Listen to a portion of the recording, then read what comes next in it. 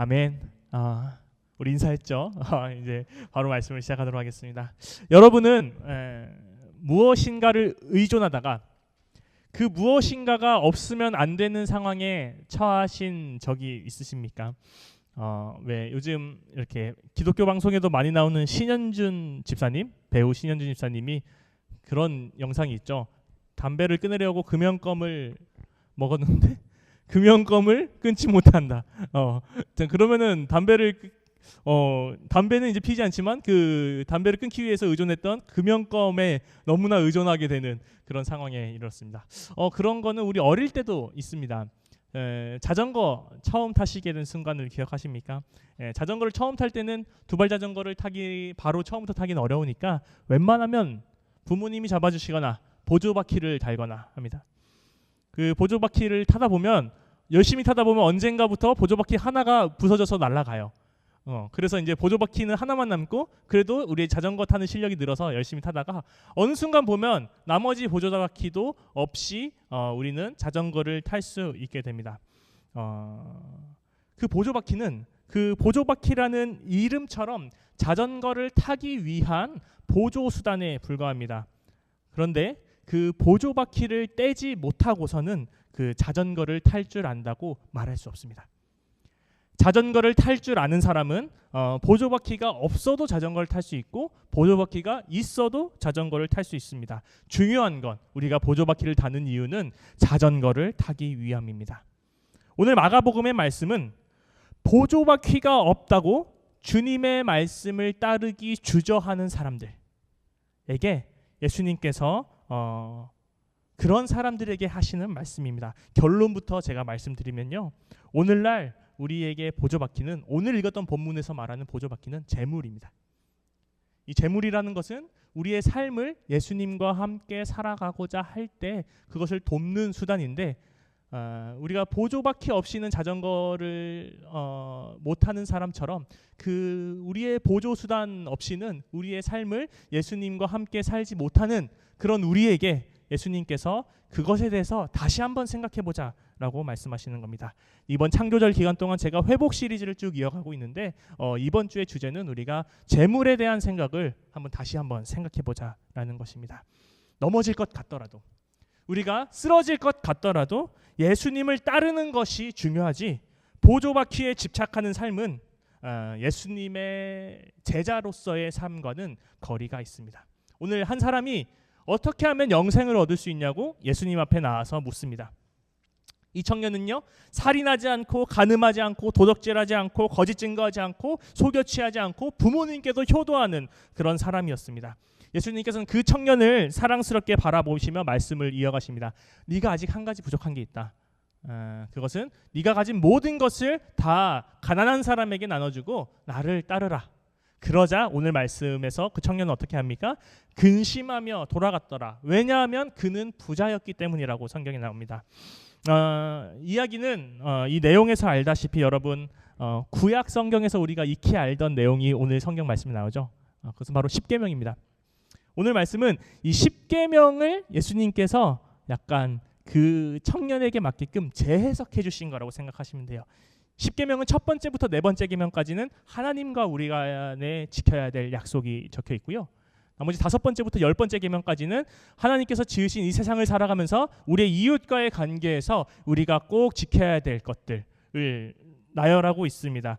오늘 이 선한 이 관리, 이 젊은 관리는 이 다섯 번째부터 열 번째 계명은 다 잘 지켰습니다. 그런데 그러면 첫 번째부터 네 번째 계명은 예수님께서 별로 중요하지 않게 여겼냐? 아닙니다. 오늘 예수님께서는 그것이 중요하기 때문에 오히려 다른 방법으로 이 네 가지 계명을 말씀을 해줍니다. 첫 번째, 이 사람이 예수님께 와서 선한 선생님이여 합니다. 예수님께서는 이제 첫 번째 계명과 첫 번째 계명이 뭐죠? 나 외에는 나는 너희를 지은 하나님이다. 나 외에는 다른 신이 없다. 하는 계명과 또 하나님의 이름을 망령되이 일컫지 말라 하는 계명을 이렇게 비틀어서 왜 나를 선한 선생님이라 하느냐? 선한 분은 하나님밖에 없는 것을 네가 알고 있지 않느냐? 그러니까 이 하나님을 우선적으로 하는 것, 그리고 하나님의 이름을 망령되이 일컫지 말게끔 하는 것, 이 계명을 잘 지키라고 말을 합니다. 그리고 나서 이제 남은 것은 그럼 무엇입니까? 바로 안식일을 지키는 법이랑 우상을 만들지 말라라는 법이 남아 있지 않습니까? 안식일은 아마도 안식일법은 아마 각 집에 예수님께서 하나님께서 출애굽기에서 안식일법을 주실 때 집에 있는 가축과 종들도 다 쉴 수 있도록 하는 것이 안식일이라고 하셨습니다. 그런데 오늘 이 부자에게 가진 것을 팔아서 가난한 사람에게 주라는 말씀 있지 않습니까? 그것은 안식일에 일을 하지 않더라도 그 사람이 밥을 먹을 수 있도록, 만약에 하루 벌어서 하루 먹는 사람이면 안식일법을 지킬 수 있을까요? 안식일날 쉰다면 그 안식일을 거룩하게 지킬 수 없죠. 그렇기 때문에 그 가난한 사람마저도 안식일만은 충분히 누릴 수 있도록 그 사람들이 굶지 않도록 도와주라는 것, 그것이 안식일에 대한 법에 대해서 예수님께서 언급하신 것 아닐까. 이제 남은 한 가지와 오늘 주제를 연결하고자 합니다. 바로 하나님 외에 다른 우상을 두지 말라라는 말과 내가 가진 것을 다 팔아라, 이 말씀이 이제 페어가 되는 거예요. 그러니까 오늘 말씀의 주제는 이거 같습니다. 이 재물과 우상을 예수님께서 콕 집어서 너네 지금 재물을 우상처럼 삼고 살아가고 있는 것 아니냐? 그 청년에게 물어본 것 같습니다. 이 주제로 오늘 이 말씀을 쭉 읽어나가고자 합니다. 예수님은 구약의 말씀을 폐하러 오신 것이 아니라 그 말씀을 새롭게 완전하게 하시려는 분이십니다. 목사님들의 이런 여러 가지 설교들을 들어본 분들은 이런 얘기 많이 들었을 것입니다. 재물이냐 하나님이냐 선택해라. 유명한 저서 중에도 자크 엘릴의 하나님이냐 돈이냐라는 책이라든지 에르히 프롬의 소유냐 존재냐라는 책이라든지 하나님과 이 재물은 양자택일의 관계라고 사람들이 요즘 많이 교회에서 들어왔을 겁니다. 하지만 예수님 당시에는 그러지 않았습니다. 오늘 예수님의 제자들이 부자가 하나님 나라에 들어가기가 어렵다라는 말에 놀라는 이유가 무엇입니까? 그것은 아마도 예수님 이전까지는 재물과 하나님은 서로 반대되는 개념, 두 가지 중 하나만을 선택해야 되는 개념이 아니었던 것 같습니다. 왜냐하면 재물은 하나님이 하나님의 말씀을 잘 들은 사람에게 내려주시는 것이라고 유대인들은 생각을 했던 것 같아요. 오늘 같은 금융자본주의 시대에서는 화폐가 우리 재물이 많다 적다의 기준이 되지 않습니까? 근데 그때는 아니었을 거예요. 아마 그때 가장 중요한 재물의 기준은 밭입니다. 밭. 소출을 낼 수 있는 밭, 그리고 땅입니다. 이스라엘 사람들의 기본 생각은 뭐죠? 모든 땅은 하나님의 것이다. 그런데 땅이 많은 사람은 무엇입니까? 그러면 하나님의 사랑을 많이 받아서 하나님의 것을 많이 받은 사람이지 않습니까? 그래서 그리고 그렇게 되면 많은 농지에서 많은 소출이 나기 때문에 유대인들은 땅은 하나님의 것이고 하나님의 것을 많이 가진 사람일수록 의로운 사람이다라는 생각을 가졌을 것 같습니다. 여러분, 예수님께서 오늘 이것 지적하고 계신 겁니다. 이것은 오늘날에도 적용 가능한 신앙인들이 항상 조심해야 된다는 기복신앙의 아주 근간이 되는 생각일 수 있습니다. 여러분, 복 그 자체는 하나님이 내려주시는 거기 때문에 좋은 것입니다. 복은 우리가 하나님이 우리에게 주시는 것이기 때문에 좋은 것인데, 중요한 것은 이 복 이꼴 하나님이라고 생각하면 그때부터 문제가 생깁니다. 유대인들도 자기가 가지고 있는 땅이 많을수록 그거는 하나님의 사랑이 많은 것이다라며 복 이꼴 하나님의 하나님이라고 생각을 했죠. 그렇다면 문제가 생기는 게 무엇입니까? 재정적인 여유, 재물적인 여유가 많지 않은 사람은 그럼 하나님의 사랑을 덜 받은 겁니까? 이것은 어떻게까지 이어지냐면, 이 기복주의가 제 생각에는 왜 위험하냐면, 그러면은 이렇게 우리 성도들이 생각할 수 있는 거예요. 어떤 사람에게 재물이 많지 않다든지, 어떤 사람에게 기도의 제목이 이루어지지 않는다든지, 어떤 사람에게 뭐 풍족한 것이 없을 때 사람들은 이렇게 이야기할 수 있는 거예요. 그건 너가 기도를 하지 않아서 그래.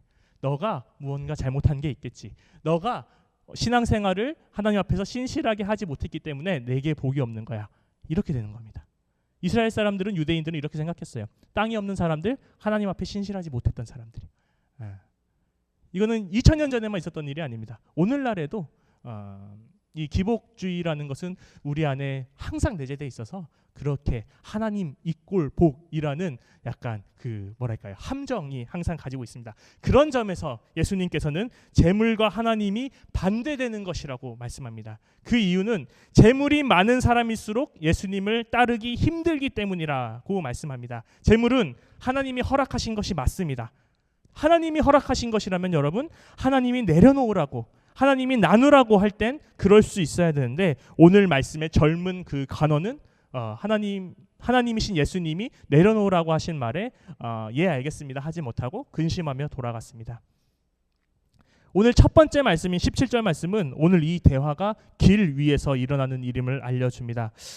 유독 마가복음은 이 길이란 단어를 여러분 집중해서 보셔야 되는데요. 이 길이라는 단어 헬라어 호도스로 마가복음이 시작됩니다. 마가복음을 시작하는 인물인 세례 요한이 예수님의 길을 예비하는 사람이죠. 그리고 조금 지나서 그 길에 대한 강조가 많이 나오고 오늘 말씀 뒤에 나오는 바디메오라는 사람이 눈을 뜨고 나서 예수님의 길을 쫓아갔다 하는 말씀이 나옵니다. 그러니까 길은 단순한 의미로서의 그런 길이 아니라 예수님을 따르는 길이라고 생각을 하면 될 것입니다. 그러니까 오늘 나오는 이 길은 예수님을 따르는 방법, 예수님을 따라갈 때 우리에게 있는 이 재물에 대한 생각이 어떻게 우리가 가져야 되냐라는 말씀인 거죠.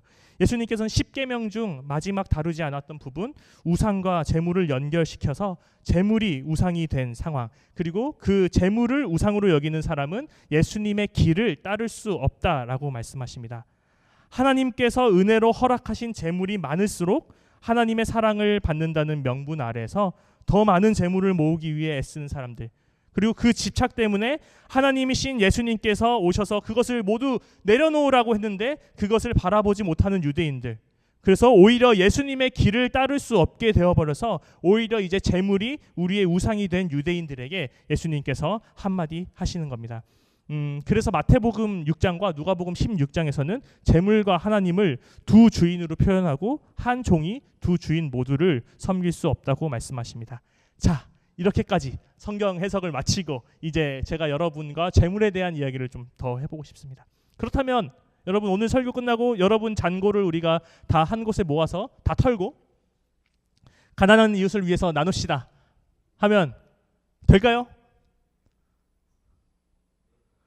재물이 잔고가 부족한 분들은 그럴 수 있겠다는 이왕 하는 거. 근데 잔고가 많을수록 딱 오늘 이 부자 간원의 마음과 제자들은 가진 게 많이 없었거든요. 오늘 제자 간원과 제자들의 모습과 우리가 비슷합니다. 그런데 저는 그런 말 하는 것이 아닙니다. 제가 오늘 말씀을 통해서 여러분이랑 나누고 싶은 것은, 우리에게 필요한 것은 지금 우리가 있는 거 다 팔아서 우리도 거지가 되고 우리도 거지가 되어서 다른 사람에게 다 나눠주고 끝내자, 우리 같이 멋있게 끝내자 하는 것이 아닙니다. 제가 여러분에게 드리고 싶은 말씀은, 우리에게 필요한 것은 이 재물보다 앞서는 필터가 하나 필요하다. 그 필터는 우리는 우리에게 주어진 것을 하나님이라는 필터를 거쳐서 누릴 수 있어야 됩니다. 여러분에게 재물이 허락된다면 그것 자체로 따르고 그것대로 쫓는 것이 아니라 하나님이라는 필터를 통해서 그것을 누릴 수 있도록 우리는 애써야 됩니다. 이 말씀은 성경 말씀에도 나옵니다. 여러분, 무엇을 먹을까 무엇을 마실까? 마태복음 6장이죠. 무엇을 먹을까 무엇을 입을까 걱정하지 마라. 그 말씀 뒤에 뭐가 나옵니까? 다만 먼저 그 나라와 의를 구하라. 먼저 그 나라와 의를 구하면 입을 것과 먹을 것은 그 뒤에 누리라는 것이죠. 예수님의 기도, 마태복음 5장에서 일용할 양식을 허락하여 주시옵소서. 이거 우리에게 예수님 재물을 우리가 먹을 수 있는 양식을 허락해 주세요 하는 말씀이지 않습니까? 그런데 그 앞에 기도가 무엇입니까? 하늘에 계신 우리 아버지의 이름이 먼저 거룩히 여김을 받으시고 나라가 하늘에서 이루어진 것 같이 땅에서도 이루어진 다음에 그리고 우리에게 일용할 양식을 허락하여 주시옵소서. 이토록 우리는 필터가 중요합니다. 우리가 가진 것, 우리가 삶을 살아가는 그 도구들을 하나님이라는 필터를 통해서 그것들을 누릴 수 있어야 됩니다. 사실 오늘 말씀에 가난한 자에게 나눠줘라 할 때 그 가난한 자라는 단어는 헬라어에서 두 가지가 있는데 오늘 말씀은 절대적으로 가난한 자입니다. 그러니까 오늘날에 비해서 2000년 전에는 절대적 정말 굶는 사람이 많았죠. 그래서 더 푸어, 정말 그 말 그대로 가난한 사람에게 나눠 주어라는 것입니다. 근데 여러분 한번 생각을 해보실 것은 예수님께서 사탄에게 광야에서 시험을 당할 때 이 돌을 빵으로 떡으로 바꾸라는 시험을 받았지 않습니까? 예수님께서 이렇게 가난한 사람들을 생각한다면 그 시험을 받을 때 예수님 주변에도 가난한 아픔이 있었겠죠. 주변에 어떤 사람은 굶는 사람이 있을 테고 어떤 사람은 정말 배고파서 쓰러진 사람도 있을 겁니다. 예수님 그거 바꾸고 싶지 않으셨을까요? 저는 그런 생각을 한번 해봤어요. 예수님이 정말 그 가난한 사람들을 생각하신다면 그 돌들을 빵으로 바꿔서 사람들에게 나누어 주고 싶지 않으셨을까요? 근데 예수님께서는 그것을 사탄의 유혹이라고 말을 합니다. 그것보다 앞서는 것이 있어야 된다. 사람이 빵으로만 사는 것이 아니라 하나님의 말씀으로 산다. 그 하나님의 말씀이라는 필터가 있고 우리가 따르는 하나님, 그리고 그 하나님의 일을 섬기기 위한 도구로서 우리가 가지고 있는 것들을 누려라라는 것을 예수님께서 말씀을 하시는 거죠. 보물을 땅에 쌓아두는 일은 아마 미래에 대한 걱정 때문일 것입니다. 그리고 그 걱정 때문에 우리는 그 오늘날의 돈에 더 집착을 하게 되죠. 그리고 아마 과거에 배고팠을수록 그 돈에 대한 그 미래에 대한 걱정, 그 집착은 더욱더 강해질 수 있습니다. 그러나 예수님께서는 마태복음 6장에서 내일 일은 내일이 염려하게 하라고 하십니다. 그것은 오늘 우리가 크게 지르고 요즘 그런 말씀 많이 하시더라고요. 크게 지르고 다음 주에 내가 일하겠지. 큰 거 사고 이거는 3개월에 내가 나누어서 이걸 분담하겠지. 예수님께서 그런 말씀을 하시는 걸까요? 아닙니다. 예수님께서 그 말씀을 하시는 이유는 내일 일은 내일이 염려하라는 말은 지금에 집중하라는 말입니다. 폴 틸리히라는 신학자는 미래에 있는 소멸에 대한 두려움, 그리고 과거에 대한 원망에서 벗어나서 현재를 충만하게 구현하는 것이 영원한 삶이라고 표현을 했습니다. 영생을 사는 방법은 오늘 관원이 예수님께 처음 와서 물어보지 않습니까? 어떻게 하면 우리가 영생을 얻습니까? 그 질문에 대한 대답입니다. 지금 당신의 두려움, 그리고 당신의 후회를 버리고 지금 나를 따르라고. 예수님은 예수님의 영원한 삶, 예수님의 영생은 시간을 뚫고 지금 찾아오십니다. 그래서 우리가 지금을 예수님과 함께 충만히 살아낸다면, 우리가 예수님을 따를 수 있다면 그것은 우리가 지금 영생을 누릴 수 있다는 것이지요. 오늘날은 천박한 자본주의가 위세를 떨치고 있습니다. 돈이면 어떤 일이든 할 수 있을 것 같습니다. 있습니다. 그런 거 있지 않습니까? 왜 인스타그램 같은 거 보면 여러분 10억 줄 테니까 1년 동안 방에서 스마트폰만 하면 배달 음식 가능? 여러분 어떻게 하실래요? 하면은 여러분은 과감하게 밖으로 나가는 것을 포기하고 10억을 선택하는 댓글들이 많죠. 댓글들에는 이런 거 했으면 나 벌써 100억 벌었다 하는 사람도 있습니다. 예수님이 아니라 그 돈이 우리에게 물어봅니다. 100억 줄게, 가족 버릴래? 100억 줄게, 땅 버릴래? 하면 오늘날 사람들은 아마 그렇다라고 얘기를 하겠지만 예수님께서는 그 자리를 예수님이 차지하고 싶으십니다. 나를 따르라. 나를 따르되 형제, 자매, 어머니, 아버지와 전토를 벌인 사람은 나중에가 아니라 지금 새로 받는다 하는 이 말씀은 여러분 생산 단위인 가족, 생산의 터전인 전토를 생산이라는 수단에 벗어나서 예수님이라는 필터를 거쳐서 그것들을 누린다면 그것들의 의미들, 가족의 의미를 새롭게 할 수 있고 땅의 의미를 새롭게 할 수 있고 이웃의 의미를 새롭게 할 수 있다는 것입니다. 예수님의 길을 따르기 위해서는 여러 도움이 필요합니다. 그렇지만 여러분, 우리는 끊임없이 기억해야 될 것은 보조바퀴를 타는 이유는 우리가 자전거를 타며 바람을 가르고 그 기쁜 마음을 누리기 위함입니다. 우리가 살아가는 이유는요, 예수님을 믿고 예수님을 따르며 예수님을 믿는 일에서부터 오는 자유와 기쁨을 누리기 위함입니다. 그러나 우리는 이상하게도 예수님께서 달아주신 보조바퀴가 너무나 눈에 들어옵니다. 그 보조바퀴를 뗄 수가 없습니다. 하지만 예수님께서는 오늘 끊임없이 우리에게 이야기합니다. 그거 떼라고. 그거 떼고 너희가 살아가는 삶의 본질이 무엇인지를 생각하라고. 예수님을 따르며 예수님을 믿으며 예수님의 사랑을 실천하며 거기서 오는 기쁨과 자유를 누리라고. 그리고 필요한 것, 그리고 여러분에게 허락된 재물과 그리고 여러분에게 허락된 여러 가지 일들은 그것들은 예수님을 따르는 일의 도구로 사용하라고 이렇게 말씀을 하고 있으신 거지요. 여러분 오늘 말씀을 준비하면서 제가 좀 생각을 한 것은 부자일수록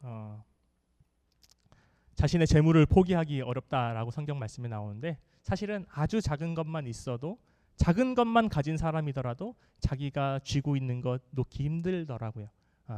그죠? 통장에 잔고가 5,000원 있어도 예수님을 위해서 5,000원 버려라 하면은 남은 5,000원 버리기 어려울 것 같아요. 그렇지만 예수님께서는 오늘날 우리에게 정확하게 말씀하고 계신 거예요. 그 오늘 읽었던 마가복음 뒤에 14장에 보면 2렙돈을 바친 여인 이야기가 나오는데 2렙돈은 뭐 하루 한 끼의 빵값 정도 된다라고 하는데 그것을 낸 사람이 가장 많은 것을 낸 사람이다라고 예수님이 말씀하시는데 그것은 자신의 삶을 전적으로 하나님께 맡기는 사람을 칭찬하는 예수님의 말씀을 볼 수 있는 것이죠. 여러분 오늘 말씀 끝나고 결단 찬양은 나 무엇과도 주님을 바꾸지 않으리라는 찬양을 정했습니다. 찬양의 가사처럼 예수님과 다른 것을 바꾸지 마십시오.